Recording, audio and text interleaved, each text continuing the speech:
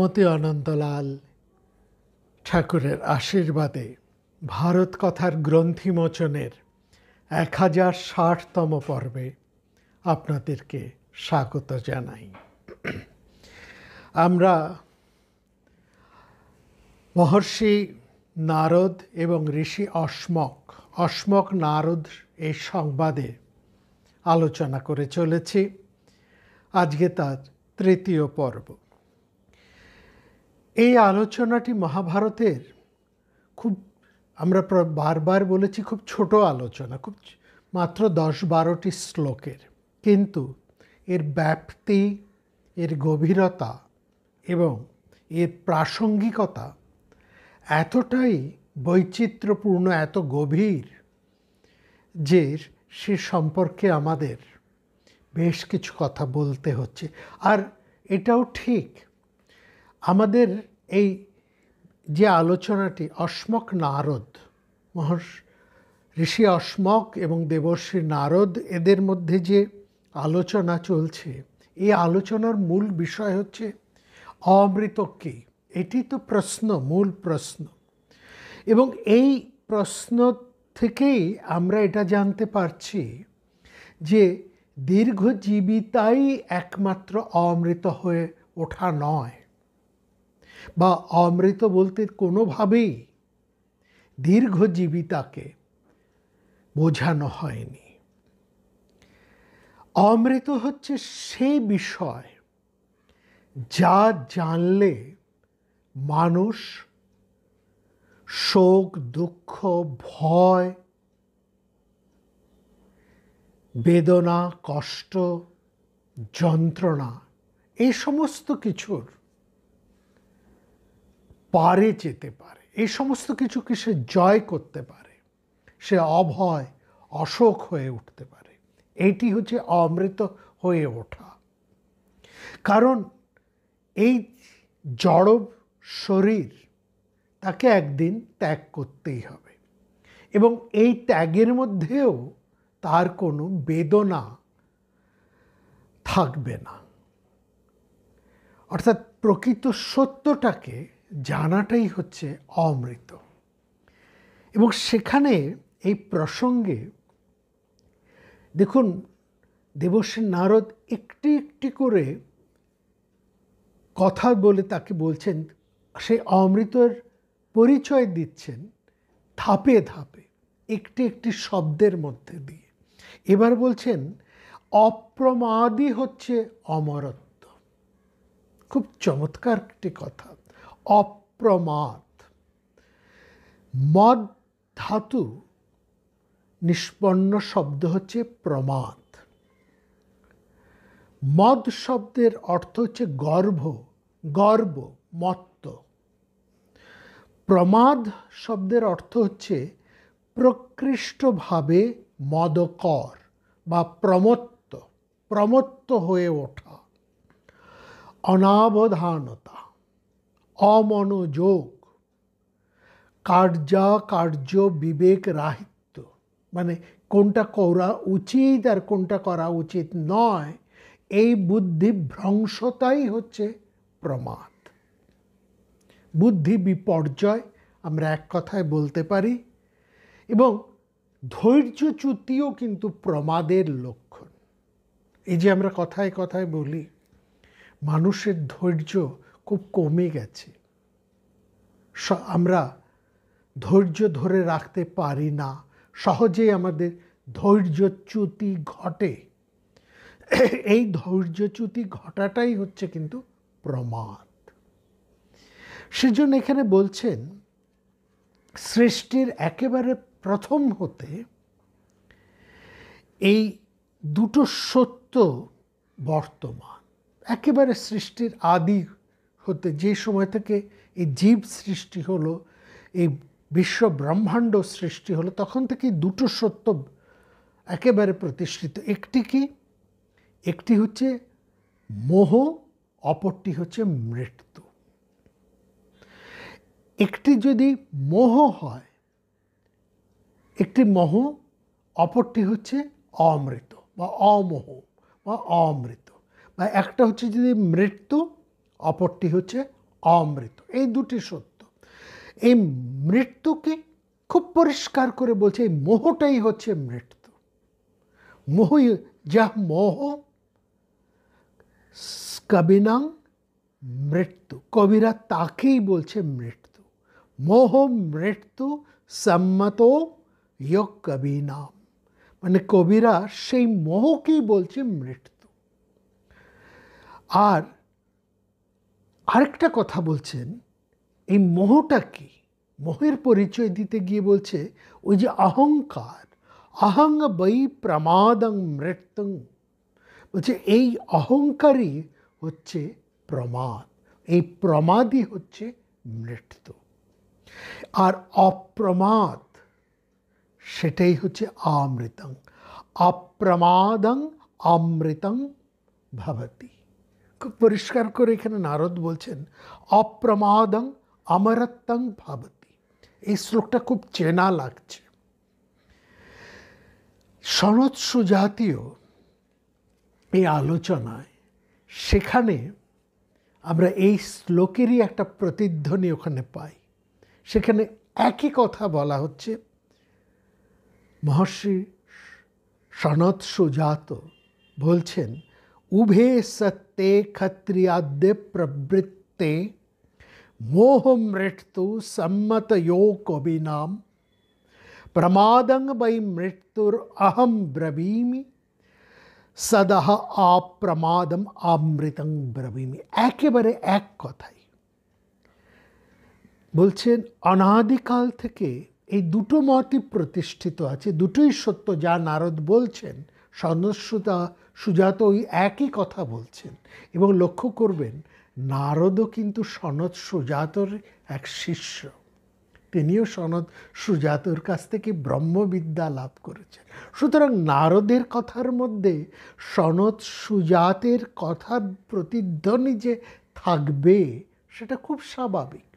অর্থাৎ অনেক পরবর্তীকার সময়ে এসে আমরা যখন এই অস্মক নারদ সংবাদ শুনছি, তখন নারদের মুখে যে কথা আমরা পাচ্ছি সেটা হচ্ছে সেই মহর্ষি সনৎ সুজাতের কথারই প্রতিধ্বনি। আমরা এই প্রজাগর পর্বে সনৎ সুজাতের কথা মহাভারতে পেয়েছি। প্রজাগর পর্ব, দেখুন এই শব্দটি লক্ষ্য করুন, প্রজাগর। প্রজাগর কথার অর্থ হচ্ছে প্রকৃষ্টভাবে জাগরণ। প্রকৃষ্টভাবে কে জেগে আছে? যে মোহ নাশ হয়েছে, যার মোহ নাশ হয়েছে তা সেই প্রকৃষ্টভাবে জেগে আছে। সুতরাং মোহই হচ্ছে কিন্তু মৃত্যু, এটাই হচ্ছে। এবং এই মোহই হচ্ছে প্রমাদের কারণ। সর্বপ্রকার প্রমত্ততা, সর্বপ্রকার অনাবধানতা, সর্বপ্রকার অমনোযোগতা, হ্যাঁ অমনোযোগ যা কিছু, সর্বপ্রকার আমাদের এই বুদ্ধির যে বিপর্যয় এবং যে ধৈর্যচ্যুতি, তার মূল কারণই হচ্ছে মোহ।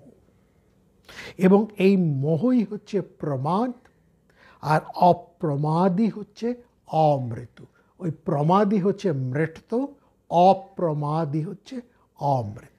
কিম অমৃতম? নারদ অমৃতের অনেক পরিচয় দিতে দিতে গিয়ে এসে এখানে বলছেন এই অপ্রমাদই হচ্ছে অমৃত। অপ্রমাদম অমৃতম ভবতি। এবং এখানে তারপরে নারদ একটি চমৎকার কথা বলছেন, তার একটা আলোচনা আমাদের একটুখানি আমরা করব। সেটি বলছেন এই যে অমৃতের কথা বলা হচ্ছে, নারদ এই আলোচনা থেকে একটু সরে এসে বলছেন এই অমৃত হচ্ছে চতুর্দশ বিদ্যা কিংবা অষ্টাদশ যে বিদ্যা, এই সব বিদ্যার মূলই হচ্ছে অমৃত। সর্ববিদ্যানাং অমৃতং ভবতি। সমস্ত বিদ্যাই হচ্ছে অমৃত। এই সমস্ত বিদ্যাকে সেখানে নীলকণ্ঠ তিনি তার টিকার ব্যাখ্যায় বলছেন যে বিদ্যা হচ্ছে চতুর্দশ। আবার মহর্ষি যাজ্ঞবল্ক্য তিনি বলছেন বিদ্যা হচ্ছে অষ্টাদশ। তাহলে কখনো বলা হচ্ছে চতুর্দশ বিদ্যা, কখনো বলা হচ্ছে অষ্টাদশ বিদ্যা, এবং নারদ বলছেন এই বিদ্যাই হচ্ছে অমৃত। তাহলে এই চতুর্দশ বিদ্যা কি, কিংবা এই অষ্টাদশ বিদ্যাই বা কি, সেটা আমরা একটু জেনে নিই। দেখুন, এখানে বলা হচ্ছে পুরাণ ন্যায় মীমাংসা ধর্মশাস্ত্রজ্ঞ মিশ্রিতা বেদ স্থানানি বিদ্যানাং ধর্মশ চতুর্দশ। খুব সুন্দর করে এখানে বলছেন তিনি আলোচনা প্রসঙ্গে, এই চতুর্দশ বিদ্যার প্রসঙ্গে আলোচনা করতে গিয়ে সেখানে বলছেন এই চতুর্দশ বিদ্যা কি কি। বলছেন এই চতুর্দশ বিদ্যা হচ্ছে 4টি বেদ, ঋক সাম যজু অথর্ব, বেদাঙ্গ বেদের অঙ্গসমূহ অর্থাৎ শিক্ষা, কল্প, ব্যাকরণ, নিরুক্ত, ছন্দ এবং জ্যোতিষ, এই 6টি হচ্ছে বেদাঙ্গ। উপাঙ্গ, উপাঙ্গ কি? পুরাণ, ন্যায়, মীমাংসা এবং ধর্মশাস্ত্র, এগুলোকে বলা হয় উপাঙ্গ। তারপরে হচ্ছে উপপুরাণ। উপপুরাণ মানে বেদের অন্যতম উপাঙ্গ, এগুলি বেদের অন্যতম উপাঙ্গ হচ্ছে এই উপপুরাণ। সেগুলো কি? আসবো সেগুলোতে। আর এখানে আরেকটি কথা এই বেদের প্রসঙ্গে বলা হচ্ছে উপবেদ। উপবেদের মধ্যে চলে আসছে উপবেদ কি? আয়ুর্বেদা অর্থাৎ আমাদের চিকিৎসা শাস্ত্র, ধর্মবিদ্যা, ধর্মশাস্ত্র, গান্ধর্ববিদ্যা।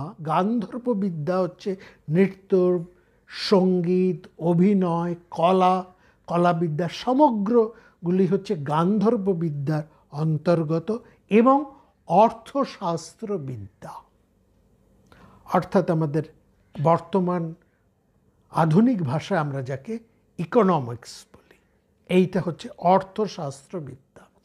এই অর্থশাস্ত্রবিদ্যার অন্তর্ভুক্ত হচ্ছে কিন্তু রাজশাস্ত্রবিদ্যাও। অর্থশাস্ত্রবিদ্যা বলতে কেবলমাত্র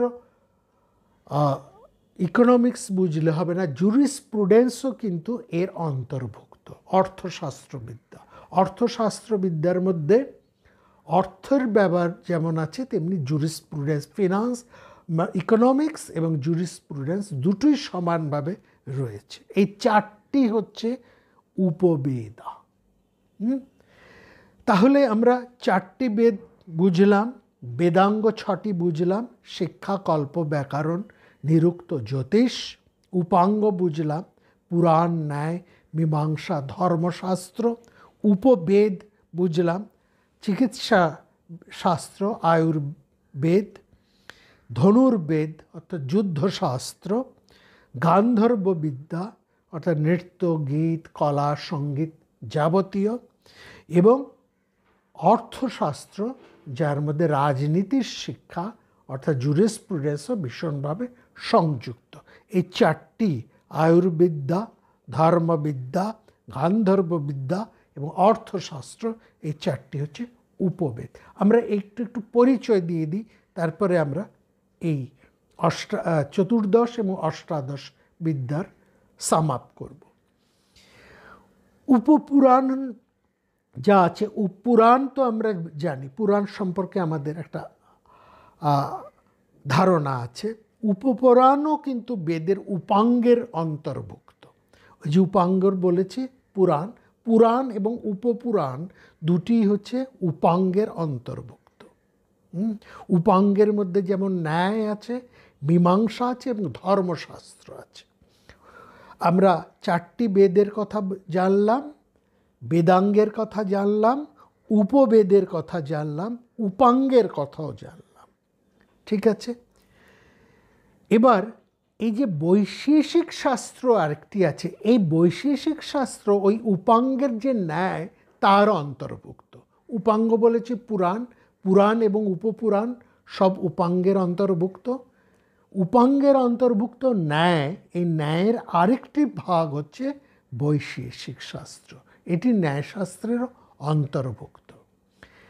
তারপরে হচ্ছে মীমাংসা। মীমাংসা হচ্ছে বেদান্ত শাস্ত্রের বা বেদান্ত শাস্ত্র, এটাই হচ্ছে মীমাংসা শাস্ত্র। বোঝা গেল? এবার আসছে ধর্মশাস্ত্র। উপাঙ্গের মধ্যে তো ধর্মশাস্ত্র একটি। ধর্মশাস্ত্র কী কী? রামায়ণ, মহাভারত, সাংখ্য, পাতঞ্জল, পাশুপত এবং বৈষ্ণব। এই 1, 2, 3, 4, 5, 6টি হচ্ছে ধর্মশাস্ত্রের অন্তর্ভুক্ত। কী কী? রামায়ণ, মহাভারত, সাংখ্য, পাতঞ্জল, পাশুপত এবং ষষ্ঠটি হচ্ছে বৈষ্ণব। এই বৈষ্ণব শাস্ত্র, এই 6টি মিলিয়ে হচ্ছে ধর্মশাস্ত্র। সুতরাং এই ধর্মশাস্ত্রটি উপাঙ্গের অন্তর্ভুক্ত। 4টি বেদ, 6টি বেদাঙ্গ, 4টি উপাঙ্গ। উপাঙ্গের মধ্যে পুরাণ, পুরাণের এবং উপপুরাণ, ন্যায়ের মধ্যে ন্যায় এবং বৈশেষিকী, মীমাংসা হচ্ছে আমাদের বেদান্ত, আর ধর্মশাস্ত্র, ধর্মশাস্ত্রের মধ্যে আছে রামায়ণ, মহাভারত। এখানে একটা প্রশ্ন আপনারা করতে পারেন, রামায়ণ এবং মহাভারত পুরাণ এগুলো কেবলমাত্র রামায়ণ মহাভারত শুধুমাত্র পুরাণ ইতিহাস নয়, রামায়ণ মহাভারত ধর্মশাস্ত্র বলেও কিন্তু প্রতিষ্ঠিত। কারণ মহাভারতের একেবারেই প্রথমে বলা হচ্ছে ইদং ধর্মশাস্ত্রং প্রবক্ষ্যামি, আমি ধর্মশাস্ত্র বলছি। সুতরাং রামায়ণ মহাভারত দুটি ধর্মশাস্ত্রের অন্তর্ভুক্ত। সেই অনুভাবে সাংখ্য দর্শন, পাতঞ্জল দর্শন, পাশুপত দর্শন, বৈষ্ণব দর্শন, এই সবকটি, এই 6টি হচ্ছে ধর্মশাস্ত্রের অন্তর্ভুক্ত। বোঝা গেল? তাহলে এই পুরাণ, ন্যায়, মীমাংসা এবং ধর্মশাস্ত্রেরও আমরা পরিচয় পেলাম। অর্থাৎ তাহলে কি দাঁড়ালো? 4টে বেদ, 6টা বেদাঙ্গ, 4টি উপাঙ্গ, এই নিয়ে মোট বিদ্যার সংখ্যা হলো 14। 4 × 6 10 আর 4 14, মোট 14টা বিদ্যা, 14 বিদ্যা। যাজ্ঞবল্ক্য, মহর্ষি যাজ্ঞবল্ক্য কিন্তু এর সঙ্গে আরও 4টিকে যোগ করে তার মতে পুরাণ, ন্যায়, মীমাংসা, ধর্মশাস্ত্র এবং ষড়ঙ্গ বেদ সাথে 4টি বেদ হচ্ছে বিদ্যা এবং ধর্মের 14 মূল। এই 14 বিদ্যা এবং তিনি উপবেদকে, যে উপবেদের কথা আমরা আগে বলেছি, অর্থাৎ প্রথমে এই 14 বিদ্যার অন্তর্ভুক্ত নয়, 14 বিদ্যার মধ্যে কিন্তু আমরা উপবেদকে পাচ্ছি না। উপবেদ আসছে মহর্ষি যাজ্ঞবল্ক্যের মতে। মহর্ষি যাজ্ঞবল্ক্য ওই 14টি বিদ্যার সাথে 4টি উপবেদকে যোগ করে তার মতে বিদ্যার সংখ্যা হলো 18। 14টি বিদ্যা কী কী? 4টি বেদ, 6টি বেদাঙ্গ, 4টি উপাঙ্গ, এই নিয়ে হচ্ছে 14 বিদ্যা। তার সঙ্গে 4টি উপবেদ অর্থাৎ আয়ুর্বিদ্যা, ধনুর্বিদ্যা, গান্ধর্ব বিদ্যা এবং অর্থশাস্ত্র, এই 4টি উপবেদ নিয়ে মোট বিদ্যার সংখ্যা হচ্ছে 18 বিদ্যা। এখন 14 বিদ্যাই হোক বা 18 বিদ্যাই হোক, এই সমগ্র বিদ্যাই, নারদ বলছেন, এই বিদ্যাই হচ্ছে অমৃত। এখন আমাদের দেখতে হবে এই বিদ্যাকে আলাদা করে কেন অমৃত বলা হচ্ছে, আবার আলাদা আলাদা করে এক একটাকে ধরে ধরে অমৃত বলছেন।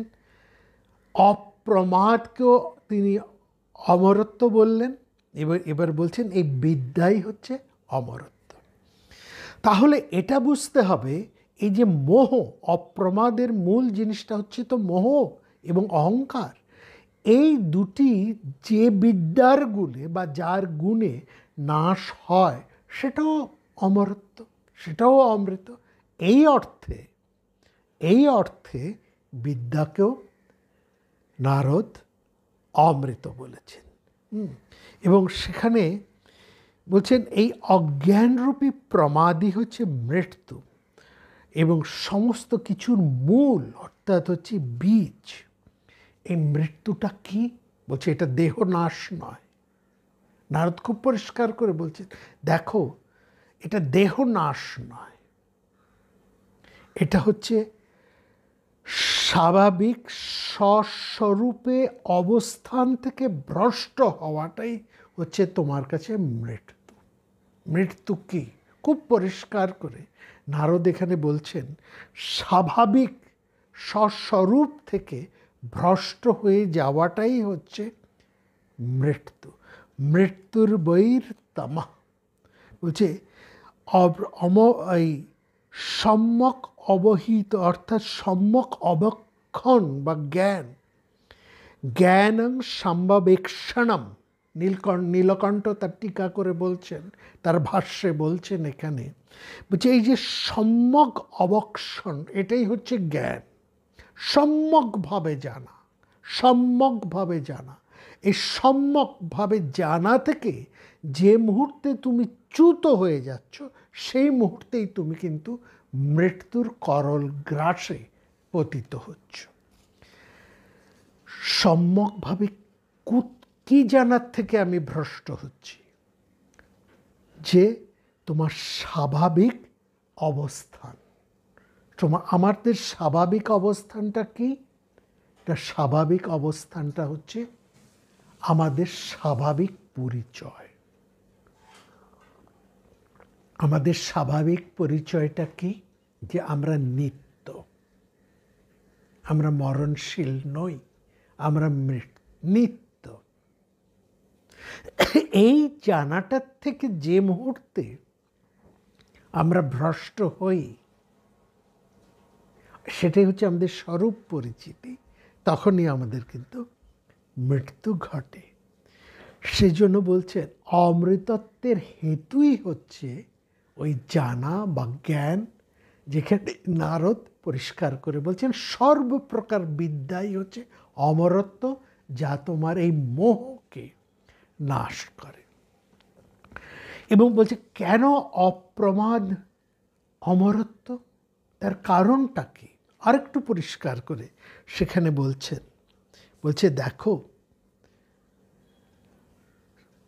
আমরা যমকে মৃত্যু বলে জানি, কিন্তু বাস্তবে কি যম কিন্তু মৃত্যু নয়। যম শব্দের অর্থ হচ্ছে কাল বা সময়। সময় আমাদের সব কিছু হরণ করে, সময় আমাদের আয়ু হরণ করে, সেই জন্য সময়কে বলা হচ্ছে যম। এই যে জন্ম থেকে মৃত্যুর এই আমাদের প্রতি মুহূর্তে কি আমরা হারাচ্ছি? আয়ু হারাচ্ছি, সময়টা হারাচ্ছি।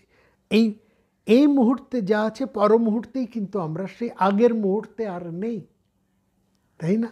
এটাই হচ্ছে। সুতরাং যমকে মৃত্যু বলে না, এটা কিন্তু যথার্থ নয়। যমকে মৃত্যু বলে না, বলছে এই প্রমাদটাই হচ্ছে মৃত্যু। মৃত্যুকে কেউ দেখতে পায় না, কার্যমাত্রে সেটা দৃষ্টিগোচর হয়।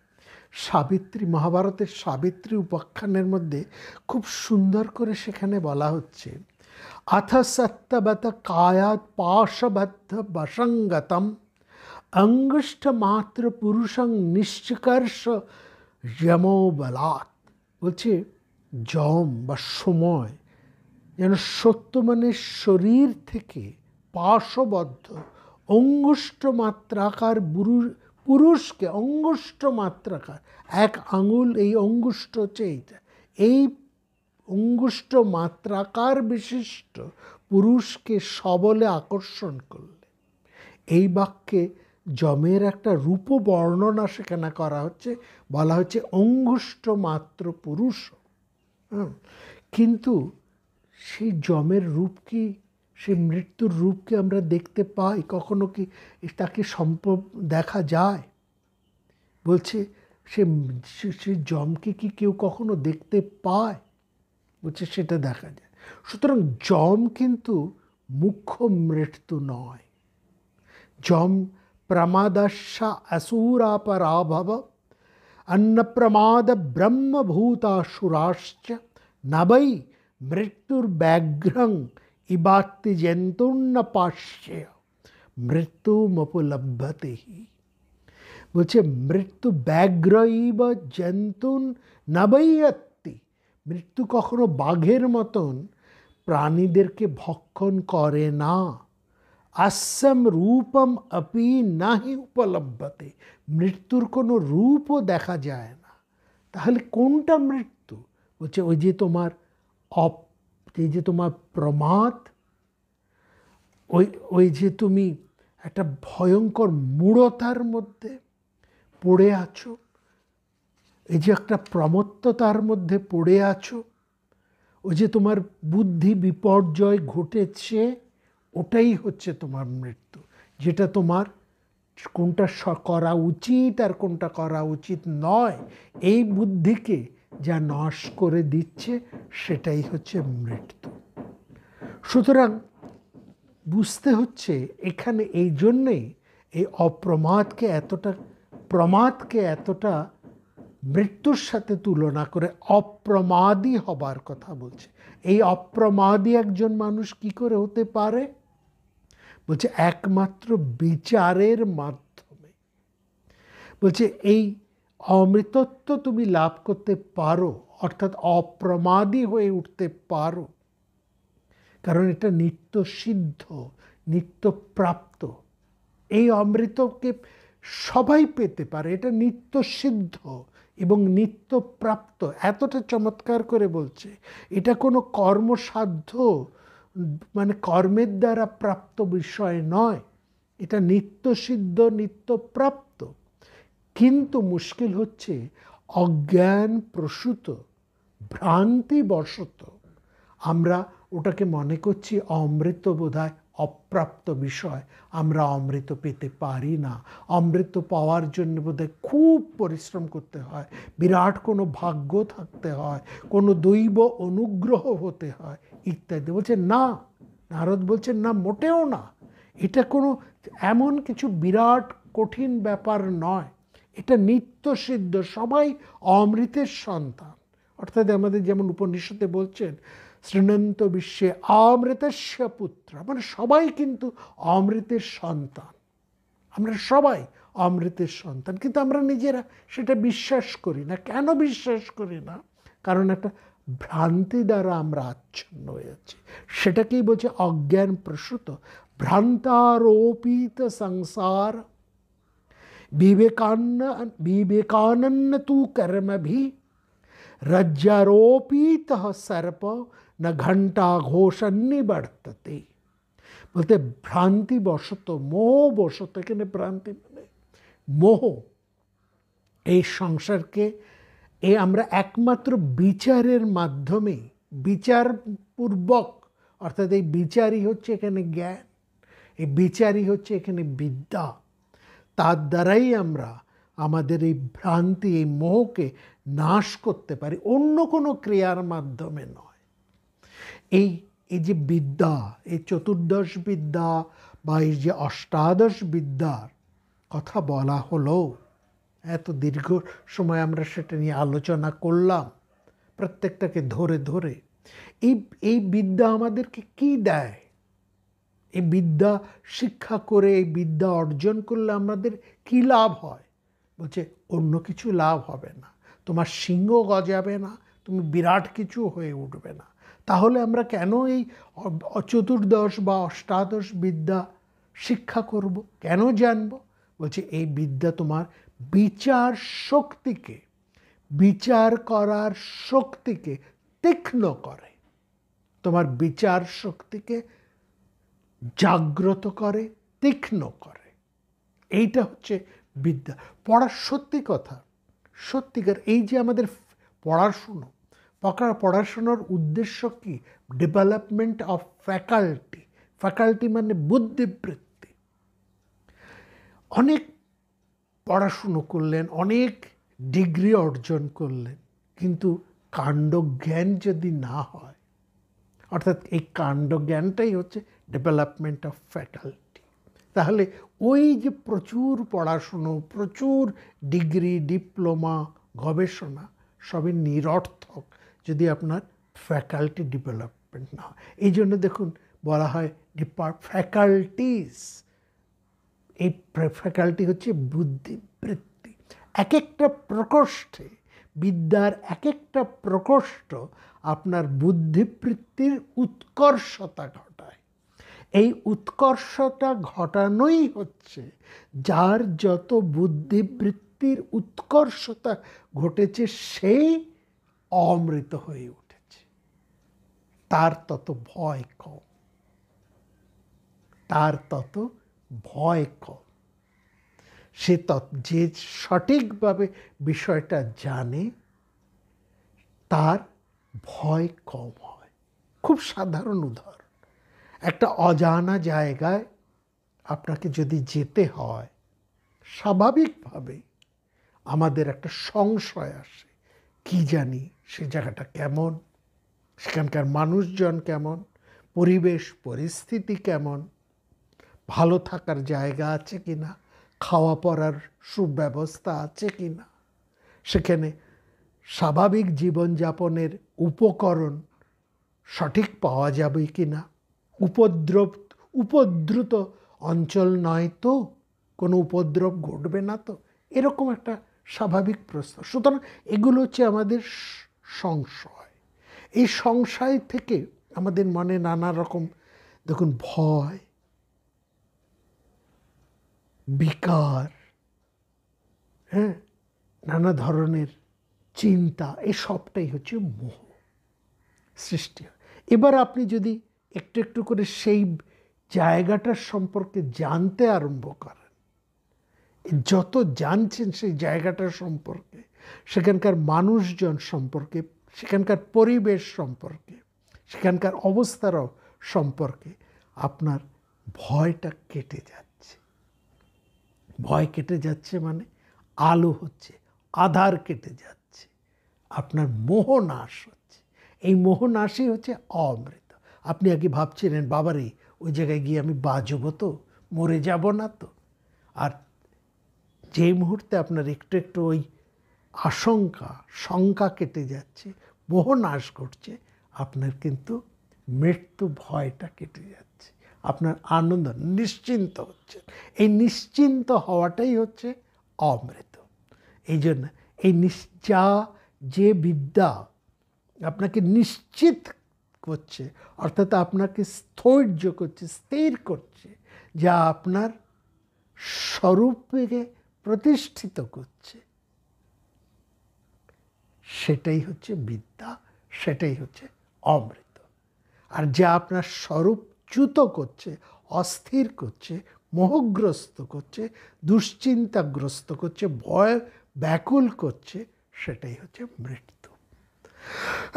সেখানেই বলছে, ভ্রান্তারোপিত সংসার বিবেকান্ন তু কর্মভি রাজ্যারোপিত সর্প না ঘণ্টা ঘোষণন্য বর্ততে। বলছে মোহ আরোপিত, ভ্রান্তিটাই তো মোহ। এই সংসার একমাত্র বিচার প্রসূত জ্ঞান দ্বারাই নাশ হয়। ওখানে আপনাকে বিচার করতে হবে। এই বিচার হচ্ছে কোনটা করা উচিত, কোনটা করা উচিত নয়, কোনটা রাখবেন, কোনটা ছাড়বেন, কাকে ধরবেন, কাকে ত্যাগ করবেন। এই যে এটা কিসের থেকে আসে? বিদ্যা, জ্ঞান, আপনার ফ্যাকাল্টি, সেটাই আপনাকে এই বিচার করে সঠিকটাকে গ্রহণ করতে, সঠিক সিদ্ধান্তে উপনীত হতে সাহায্য করে। যে বিষয় আপনাকে কোনো একটা অজানা সম্পর্কে সঠিক সিদ্ধান্তে আসতে সাহায্য করে, সেটাই হচ্ছে বিদ্যা, সেটাই হচ্ছে জ্ঞান, সেটাই হচ্ছে অমৃত। তো সেই জন্যে বলছে এটা আর অন্য কোনোভাবে এই মোহকে নাশ করা যায় না। এই মোহ নাশ করা যায় একমাত্র বিদ্যার মাধ্যমে। সেই জন্য বলা হচ্ছে প্রমাদী হচ্ছে মৃত্যু, আর অপ্রমাদী হচ্ছে অমৃত। ঠিক তারপরেই বলছে এই অপ্রমাদী হয়ে ওঠা যায় একমাত্র বিদ্যার মাধ্যমে। কারণ বিদ্যা বিচার শক্তি দান করে, ফ্যাকাল্টি ডেভেলপমেন্ট করে। এই জন্য এই বিদ্যাও হচ্ছে অমৃত, যার দ্বারা আমি মোহ নাশ করতে পারি। এবং সেখানে খুব শুদ্ধ করে বলছেন যে এই যে পৃথকীকরণ, এই পৃথকীকরণ কি করে না মেঘ অপসারণ করে। এই পৃথকীকরণ জ্ঞান বলছে, এই জ্ঞান তোমার পৃথক করে দেয়। কিসের থেকে পৃথক করে দেয়? অজানার থেকে জানাতে নিয়ে বসা। তোমার মধ্যে যে অন্ধকার আছে, এই অন্ধকারটা আবরণ আছে, এই আবরণটাকে সরিয়ে দেয়, দোষ পরিবর্জন করে। এবং তার মাধ্যমে এই বিচারের মধ্যে দিয়েই আমরা আমাদের প্রত্যাত্মা অর্থাৎ সেই আত্মচৈতন্যকে লাভ করতে পারি। তো এই জন্যে বলা হচ্ছে এই মোহকেই, সেজন্য বলা হচ্ছে মৃত্যু। মোহকেই বলা হচ্ছে মোহিতা তদ্বশে মৃত্যু সমানা। তার বশে বলা হচ্ছে, তার বশে অর্থাৎ সে মোহের বশে থাকাটাই হচ্ছে মৃত্যু। মৃত্যুং মরণাৎ উভয়পতি। মৃত্যুর থেকেই যে শক্তির মাধ্যমে, যার মাধ্যমে মৃত্যুর থেকে এই মরণান্তর একটা উভয়পতি, একটা অভ্যুত্থান, মানে একটা যেন পুনর্জন্ম হলো, প্রাপ্ত হয়, সেটাকেই বলা হচ্ছে অমৃত। আবার দেখুন এখানে পুনর্জন্ম। এই পুনর্জন্ম কিন্তু ভাববেন না মরে যাওয়ার পর আবার একটা জন্ম না। রবীন্দ্রনাথের নৃত্যনাট্য চণ্ডালিকা স্মরণ করুন। সেখানে চণ্ডালিকা তার মাকে বলছেন, এ আমার নতুন জন্ম, নতুন জন্ম, নতুন জন্ম। কি করে সে নতুন জন্মটা পেল? না ওই সন্ন্যাসী আনন্দ তাকে কোন মন্ত্র দান করেছেন? যে মা নব আমি, সেই মা নব তুমি কন্যে। এর আগে পর্যন্ত সে চণ্ডালিনী জানতেন তিনিও চণ্ডালেরই, অস্পৃশ্যা, অন্তজ। তার হাতে ছোঁয়া জল কাউকে দিতে কেউ গ্রহণ করে না, জল অচল। কিন্তু এক মুহূর্তে তার বহু জন্মের বদ্ধমূল সংস্কার আনন্দের, সন্ন্যাসী আনন্দের একটি কথায় দূর হয়ে গেল। অর্থাৎ ঠাকুর শ্রী রামকৃষ্ণদেবের ওই উপমাটা এখানে নিয়ে আসুন। বহু শতাব্দীর অন্ধকার এক মুহূর্তে একটি দেশলাই শলাকা জ্বালা মাত্রই দূর হয়ে যায়। বলছে একটা চাপ বন্ধ কর, বহু শতাব্দী ধরে সেটা বদ্ধ হয়ে আছে, বহু শতাব্দীর অন্ধকার ওই ঘরের মধ্যে আছে, এক ফোঁটা আলো সেদিন সেখানে প্রবেশ করেনি। বলছে একটা দেশলাই জ্বালো, মুহূর্তের মধ্যে শতাব্দী, বহু শতাব্দীর অন্ধকার মুহূর্তের মধ্যে দূর হয়ে যায়। চণ্ডালিকারও তাই হয়েছে। বহু জন্মের তার যে সংস্কার, এ সংস্কারও মোহ, এ সংস্কারও মৃত্যু, অপসংস্কার বলি আমরা একে। বলছে এই সে যে মোহিত হয়েছিল, এটাকে তাকে আচ্ছন্ন করে রেখেছিল এই সংস্কার, মোহমুগ্ধ করে রেখেছিল তদ্বশে। সে মিথ্যার বশে, সে বর্তমান ছিল, মানে মোহগ্রস্ত হয়েছিল। যে মুহূর্তে সেই জ্ঞানাঞ্জন, জ্ঞানের ঝলক তার মধ্যে জ্বলে উঠল, কেউ জ্বালিয়ে দিল, বা সে লাভ করল কোনো সৌভাগ্যে, আতা সেই মুহূর্তে হ্যাঁ, মৃত্যুং মরণাৎ অভ্যুপৈতি। অভ্যুপৈতি মানে যেন তার একটা পুনর্জন্ম, তার একটা অভ্যুত্থান ঘটল। এই অভ্যুত্থান, এটাই যেন তার একটা নতুন জন্ম। এই জন্মেই মৃত্যু, আবার এই জন্মেই তার নতুন জন্ম। আমরা বলছি না যম শব্দের অর্থ কিন্তু মৃত্যু নয়। যম কারো কিছু হরণ করে না, যম হচ্ছে সময়। এই সময়ে তুমি মরে আছো, আবার এই সময়েই তোমার আবার পুনর্জন্ম ঘটতে পারে। মরে আছো মোহগ্রস্ত হয়ে, মোহিতা, মহিতা তদবশে বর্তমানা। আবার সেই তুমি, সেই হঠাৎ এক জ্ঞানাঞ্জন শলাকার স্পর্শে, সেই বিদ্যার প্রভাবে, অমৃত স্পর্শে মৃত্যুং মরণাৎ অভ্যুপৈতি, তোমার পুনর্জন্ম ঘটে যাচ্ছে। তাহলে এখানে মোহটা হচ্ছে আমার মৃত্যু, এই মোহই হচ্ছে প্রমাদ। আর এই মোহনাশটাই বা অপ্রমাদ যা ঘটল আমার জ্ঞানের মাধ্যমে, যে জ্ঞানকে বিবেকও বলা হচ্ছে, সেটাই হচ্ছে যার ফলে তোমার আবার পুনর্জন্ম ঘটল, অভ্যুপৈতি, সেটাই হচ্ছে তোমার অমৃত। এই জন্মেই তুমি মৃত ছিলে, এই জন্মেই তুমি অমৃতত্ব লাভ করলে। এই অমৃতত্ব লাভ কিভাবে করতে পারো? খুব সুন্দর করে বলছেন, বিচারের মাধ্যমে, বিচার করে করে, এটা নয়, এটা নয়, এটা নয়, এইভাবে বিচার করতে করতে।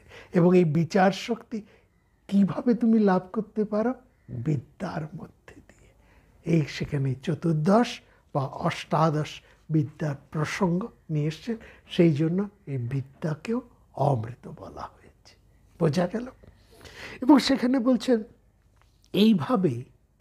এইভাবে একজন মানুষ মৃত্যুম তরন্তি, মৃত্যুকে তত্রাণয়ন্তি না তরন্তে মৃত্যুম, এইভাবেই যে মানুষ তার মৃত্যু পার হয়ে যেতে পারে, মৃত্যুকে পার করে যেতে পারে। আবার বলছে ঠিক এখানে আবার সমানভাবে বলা হচ্ছে, কেউ যেমন এখানে বলা হলো মানুষ মৃত্যুর দুয়ার পার হয়ে যেতে পারে, অমৃত লাভ করতে পারে, তাহলে আমরা অমৃত লাভ করছি না কেন? বলছে সেটাই এখানে বলছে কর্মদয়ে কর্মফলানুরাগা স্তত্রানুয়ন্তি না তরন্তে মৃত্যু। কি ইম্পর্টেন্ট, কি গভীর কথা এখানে বলা হচ্ছে। বলছে এই কর্ম, সংসারটা তো কর্মক্ষেত্র, এই কর্মের তোমাকে করতে হবে, কর্ম করতে হবে।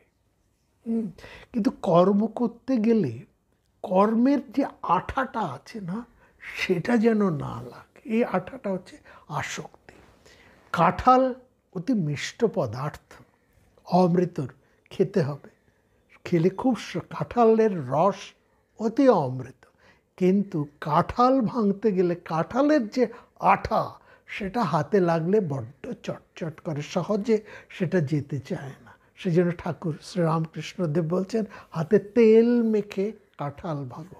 এই তেলটা হচ্ছে বিবেক, বৈরাগ্য, বা এখানে যে বিদ্যা কথা বলা হচ্ছে সেই বিদ্যা। বলছে এই যে মানুষ যখন কর্ম, তোকে তো করতেই হবে, কর্ম ছাড়া সে থাকতে পারে না, এ নিয়ে আমাদের বেশি কথা বলার কোনো প্রয়োজন নেই। কিন্তু এই কর্মটাকে আমাদের করতে হবে কিভাবে? না অকর্মের দৃষ্টিতে, অর্থাৎ নিষ্কাম ভাবনায়, স্বার্থহীন হয়ে। কিন্তু যে মুহূর্তে আমরা কর্মফলের অনুরাগী হয়ে, কর্মদয়ে কর্ম করতে গিয়েই যে মুহূর্তে আমরা কর্মফলের অনুরাগী হয়ে যাচ্ছি, অর্থাৎ সে স্বার্থযুক্ত হয়ে যাচ্ছি, সেই কর্মফল অনুরাগা মানে কর্মফলে আসক্ত হয়ে যাচ্ছি, সেই আসক্তি হচ্ছে প্রমাদ। সেটাই তত্র অনুযান্তি মৃত্যুম, সেটাই আমাদের মৃত্যুর দিকে ঠেলে দেয়। না তারান্তি, আমরা আর পার হতে পারি না। সেই মোহতে আমরা সেই মোহটাকে আমরা ত্যাগ করতে পারি। খুব পরিষ্কার আমরা বুঝলাম, এই মোহটা ছাড়তে পারলেই অমৃত, আমরা আগেই বুঝে গেলাম কি সহজ আমরা অমৃত লাভ করতে পারি। কিন্তু সঙ্গে সঙ্গে প্রশ্ন হলো, তাহলে আমরা সবাই কেন এই, সেখানে বলা হচ্ছে এটা আয়াস সাধ্য না, এটা কষ্ট করে পেতে হবে না, এটা স্বাভাবিক প্রাপ্তি, এটার জন্য বিরাট কোনো তপস্যা ইত্যাদি কিছু করতে হবে না, এটা স্বাভাবিকভাবেই আসে, স্বাভাবিক প্রাপ্ত, এটা স্বতঃসিদ্ধ, এটা সবারই এতে অধিকার আছে। স্বতঃসিদ্ধ মানে এইটার মধ্যে সবার অধিকার আছে। এমন নেই যে তুমি অমৃতের অধিকারী আর তুমি আর বাকিরা নয়, বা এরা কেবলমাত্র অমৃত পেতে পারে বাকিরা নয়, এমন নয়। দেবতারাও পাবেন, অসুররাও পাবেন, সবাই পাবে, সবাই অমৃতের অধিকারী। কিন্তু একটি শর্ত হচ্ছে ওই আসক্তিটাকে ত্যাগ করতে হবে। ওই আসক্তি আমাদেরকে অমৃতের ভাণ্ড পান করতে দেয় না। অমৃত ভাণ্ড থেকে আমরা দূরে সরে থাকি, লাভ করতে পারি না আসক্তি। সেটা খুব সুন্দর করে এই শ্লোকের মধ্যেই নারদ বলছেন, কর্মোদয়ে কর্মফলানুরাগা তত্রানুয়ন্তি না তরন্তে মৃত্যুম সদর্থ যোগ বা নাগমাত সমস্তাৎ প্রবর্ততে ভোগ যোগেন দেহি। বলছে সদর্থ যোগ অনাবগমাত, বলছে পরমাত্মার সাথে, সে আত্মার সাথে একত্ব বোধের যে অভ্যাস, অভাব মানে আমরা আর কেউ নই, আমরাই হচ্ছি, আমাদের আসল পরিচয় হচ্ছে আমরা শুদ্ধ, বুদ্ধ, নিত্য, মুক্ত। এই যে পরিচয়টা, এই পরিচয়টা হারিয়ে ফেলেছি বলেই আমরা খুঁজে বেড়াচ্ছি। এটা খুব চমৎকার করে বলা হচ্ছে। সেখানে একটি আপনার নৈষ্কর্ম সিদ্ধির মধ্যে সেখানে খুব চমৎকার করে বলা হচ্ছে, শ্লোকটা এখন আমার খুব একটা মনে পড়ছে না। সেখানে বলা হচ্ছে আমরা সবাই ঠিকানা হারানো পথিক, মানে মানে আমাদের যে সঠিক ঠিকানাটা ওটা আমরা হারিয়ে ফেলেছি। মানে এক জায়গায় যেতে হলে তো ঠিকানাটা প্রয়োজন, সেটা আমরা হারিয়ে ফেলেছি। ফলে আমরা পথে পথে ঘুরে বেড়াচ্ছি, কি করে ওখানে পৌঁছবো, কি করে ওখানে পৌঁছবো, একে যাকেই যা জিজ্ঞেস করছি, কিন্তু আমাদের সঠিক ঠিকানাটা আমরা বলতে পারছি না। আমরা যা বলছি সেটা আমাদের সঠিক ঠিকানা নয়। অর্থাৎ সঠিক ঠিকানা ছাড়া আমরা সব কিছু ধরেই আমাদের জিজ্ঞাসাটা হচ্ছে, এবং যেহেতু আমরা সঠিক ঠিকানাটা বলতে পারছি না, আর অন্য কথা বলছি, অন্য কিছু জিজ্ঞেস করছি, এবং সেই জিজ্ঞাসাটাই যেহেতু ভুল জিজ্ঞাসা, ফলে আমরা সঠিক স্থানে, সঠিক ঠিকানায় আমরা পৌঁছতে পারছি না। সেই জন্য বলা হচ্ছে এই যে সঠিক ঠিকানা হারিয়ে ফেলা, এটাকেই মহর্ষি নারদ বলছে সদর্থ যোগ অনবগমাত, মানে অনবগমাত, সদর্থ যোগ, সেটা আমাদের সঠিক যোগ হবার কথা, সেই যোগের সাথে আমরা বিচ্যুত হয়ে আছি। হ্যাঁ, তার ফলে কেন আমরা বিচ্যুত হয়ে আছি? ভোগ যোগেন। সদর্থ যোগের সাথে যুক্ত না হয়ে আমরা কিসের সাথে যুক্ত হয়ে আছি?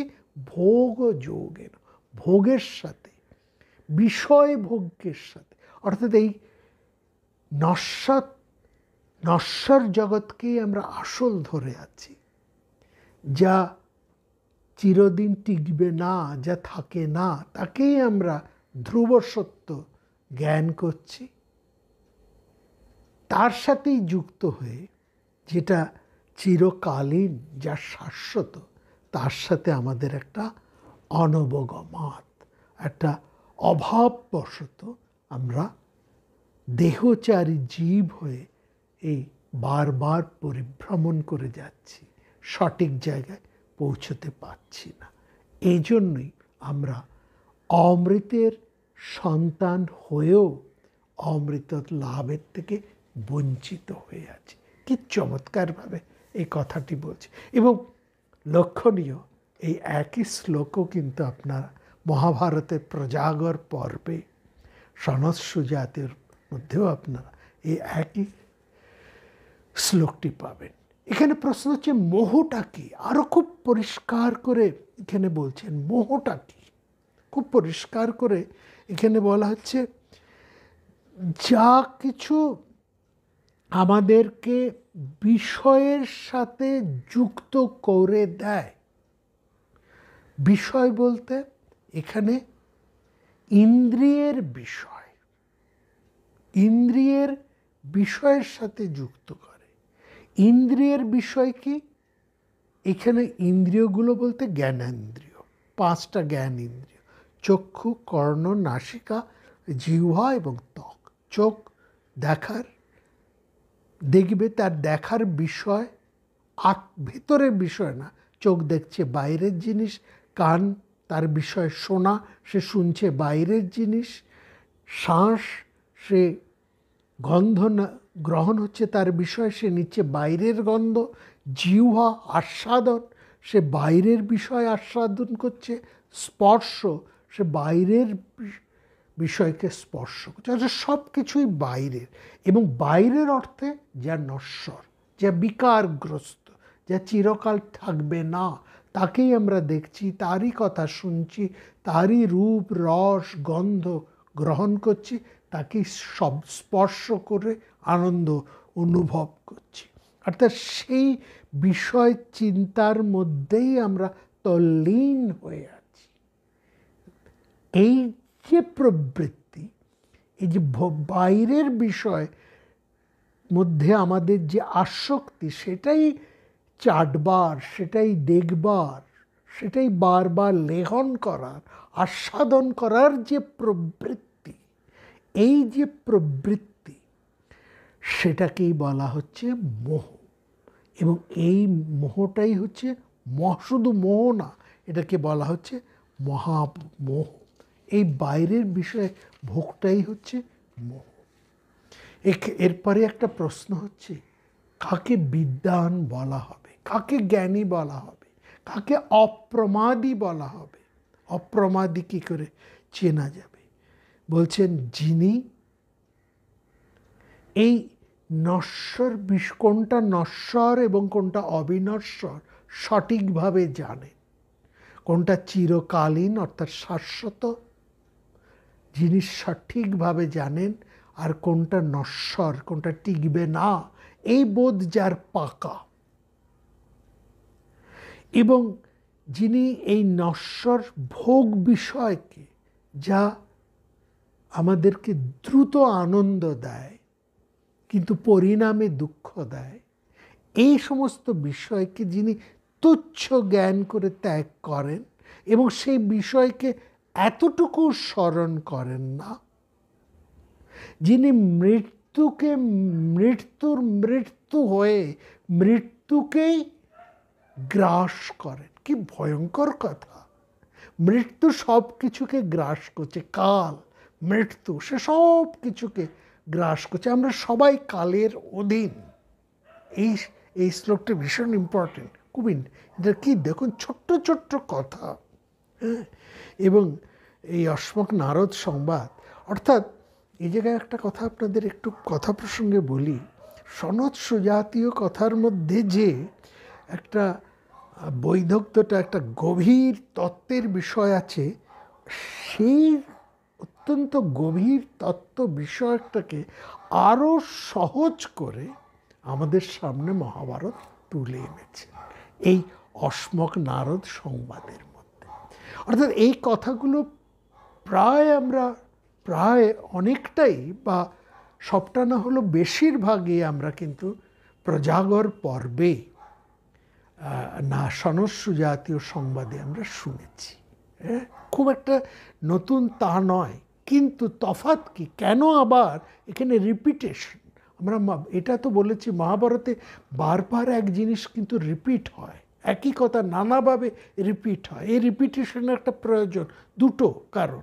একটা হচ্ছে অনেক আগে শুনেছি, আবার সেটাকে রোমন্থন, আবার মনে করিয়ে দেওয়া, পুনরাবৃত্তি করে দেওয়া।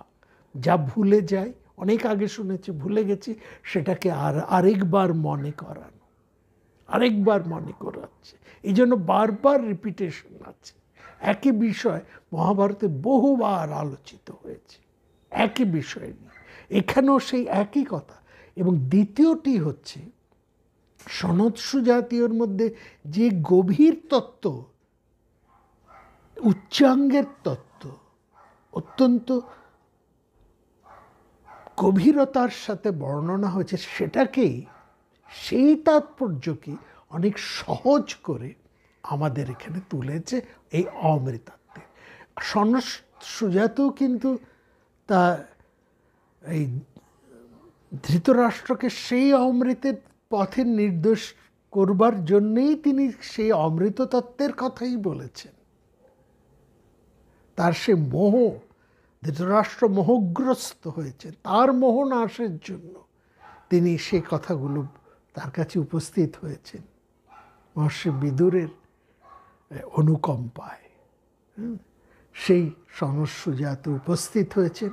তিনি বহু চেষ্টা করেছেন ধৃতরাষ্ট্রের মোহ নাশ করার জন্য। আমরা প্রত্যেকেই কিন্তু কম বেশি ধৃতরাষ্ট্র, এই জায়গাটা বুঝতে হবে।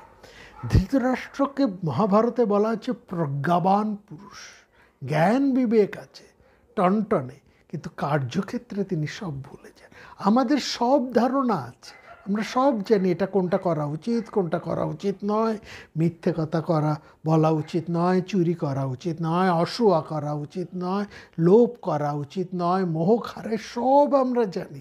যা কথা আমরা বলছি কিছুই আপনাদের কাছে নতুন নয়, সব বহুবার শুনেছেন, আপনারা এর থেকে আরও ভালো জানেন। হ্যাঁ, এবং মহাভারত এসব কথা বারবার বলেছেন, কিন্তু আমরা হচ্ছে ওই জ্ঞান পাবি কার্যক্ষেত্রে আমরা। সেই জন্যই মহাভারত বারবার আমাদেরকে নানাভাবে স্মরণ করিয়ে দিচ্ছেন এবং খুব সহজভাবে, আরও সহজভাবে আমাদের সেটা যেন ধরে ধরে পান করিয়ে দিচ্ছেন যে তোমরা মোহমুক্ত হও। এটাই হচ্ছে শাস্ত্র কৃপা এখানে। এবং তিনি এই জায়গাটায় বলছেন একজন বিদ্বান কে, কে মোহমুক্ত, কে অপ্রমাদী। বিদ্বান হচ্ছে এখানে কে অপ্রমাদী। বলছেন যিনি এই সমস্ত বিষয় ভাবনা, যা নিয়ে আমরা খুব আনন্দে মেতে থাকি, টাকা পয়সা, ক্ষমতা, যশ, প্রতিষ্ঠা, আমার নিজের আত্মীয় স্বজন পরিজন, এই মোসাহেব সব পরিবৃত হয়ে আমরা যে পরমানন্দে থাকি, এইগুলি হচ্ছে আমাদের বিষয় সুখ। এগুলোকে যিনি অসুচি এবং দুঃখাত্মক জেনে তুচ্ছভাবে ত্যাগ করেন এবং সেগুলোর কথা একবারের জন্য স্মরণ করে না, তিনি, তাকে এখানে কি বলা হচ্ছেন, তিনি কেমন, তিনি সবাই মৃত্যু ইবা ভুক্তবা মৃত্যুং আত্তি। একেবারে চমৎকার কথা বলছেন। তিনি কেমন, একজন অপ্রমাদী, একজন বিদ্বান, একজন প্রকৃত আত্মবিদ, তিনি কেমন হন, কি চমৎকার এই কথাটা বলছেন। তিনি কেমন, অপ্রতিবুদ্ধমান, ওই সমস্ত বিষয়ের সম্পর্কে একটুকু তিনি চিন্তা করেন না। হ্যাঁ, নিহান্নাথ, তিনি সেগুলোকে একেবারে ত্যাগ করেন, সর্বপ্রকারে ত্যাগ করেন। করে তিনি কেমন দাঁড়িয়ে আছেন, তার উপমা কেমন, তার বিশেষণ কেমনভাবে দিচ্ছেন, তার পরিচয় কেমনভাবে তুলে ধরছেন। সবাই মৃত্যু, সাহ ভাই, মানে তিনি মৃত্যু ইব, তিনিই যেন স্বয়ং মৃত্যু, তিনিই যেন স্বয়ং মৃত্যু। কার কার মৃত্যু স্বরূপ, তিনি যেন স্বরূপ মৃত্যু, ভূতওয়া, তিনিই যেন স্বরূপ মৃত্যু হয়ে, কার মৃত্যু, মৃত্যুর মৃত্যু স্বরূপ হয়ে আত্মি, এই মৃত্যুকে তিনি ভক্ষণ করেন। আত্মি মানে ভক্ষণ করা। তিনি যেন স্বয়ং মৃত্যুর মতন হয়েই স্বয়ং ওই মৃত্যুকেই, যে মৃত্যু সবাইকে গ্রাস করে, তা সেই মৃত্যুকেই তিনি গ্রাস করেন। তিনি মৃত্যুরও মৃত্যু হয়ে যান। এইরকম বিষয় ভোগ বিনাশকারী যিনি, তিনি হচ্ছেন যথার্থ বিদ্বান। তাকেই বলা হয়েছে আত্মবিদ, তাকেই বলা হয়েছে কবি। বিষয় প্রতি সংহার যহ করোতি বিবেকতঃ মৃত্যুর মৃত্যুরতি আখ্যাত স বিশালাত্মবিদ কবি। তাকেই যথার্থ বিদ্বান, তাকেই কবি, তাকেই আত্মবিদ। তিনি যেন মৃত্যুর মৃত্যুস্বরূপ, অর্থাৎ তিনি হচ্ছেন মৃত্যুঞ্জয়ী। আগামী পর্বে আমরা এই বিষয় নিয়ে আরেকটু আলোচনা করব। লক্ষ্য করুন, মাত্র 12 থেকে 14টা শ্লোক, কিন্তু প্রত্যেকটি শব্দ কি গভীর তাৎপর্য। অমৃত সম্পর্কে আমাদের ধারণাটাই কিন্তু বদলে যাবে। আর সত্যিই যদি এই প্রত্যেকটি অর্থকে, অমৃতের তাৎপর্যকে আমরা সঠিকভাবে উপলব্ধি করতে পারি, নিশ্চিত আমরা প্রত্যেকেই মৃত্যুঞ্জয় হয়ে উঠতে পারব। দেখা হবে আগামী পর্বে। সবাই খুব ভালো থাকবে।